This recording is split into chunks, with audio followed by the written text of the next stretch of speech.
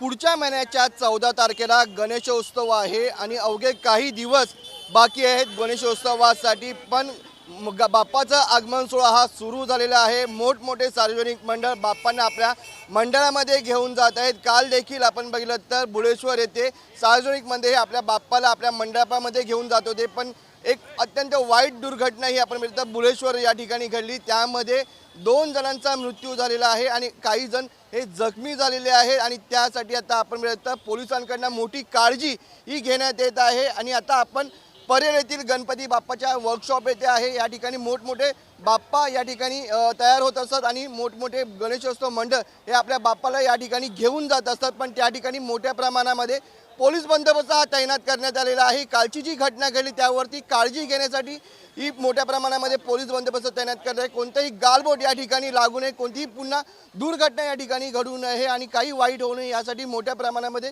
Police बंदोबस्त आपण पाहिलं तर परेल येथील वर्कशॉप येथे हा करण्यात आलेला आहे। आणि या परेल वर्कशॉपमधून आज 32 बाप्पांचं आगमन सोहळा हा पार पडणार आहे। आणि या ठिकाणी आपण पाहिलं मंडळ देखील या ठिकाणी आपल्या बाप्पाला घेण्यासाठी या ठिकाणी पोहोचलेले आहेत, दाखल झालेले आहेत आणि काही वेळामध्ये या ठिकाणी आपण पाहिलं आगमन सोहळा हा सुरू होणार आहे। पण या ठिकाणी आपण पाहिलं काळजी घेण्यासाठी मोठ्या प्रमाणामध्ये पोलीस बंदोबस्त हा तैनात करण्यात येत आहे आणि या ठिकाणी कोणतीही गर्दी जमू नये याची दखल देखील पोलिसांकडून घेतली जात आहे आणि पूर्ण सुरक्षा व्यवस्था ही मोठ्या प्रमाणामध्ये तैनात करण्यात आलेली आहे। आणि आपण बघितलं या ठिकाणी आज 32 बाप्पांचं आगमन सोहळा हा पार पडणार आहे आणि यासाठी पोलिसांकडून मोठ्या प्रमाणात दखल ही घेतली जाते, काळजी ही मोठ्या प्रमाणामध्ये पोलिसांकडून घेतली जात आहे। व्हिडिओ जर्नलिस्ट राजेश धोत्रेसह मनोज जारकर, जय महाराष्ट्र न्यूज, मुंबई।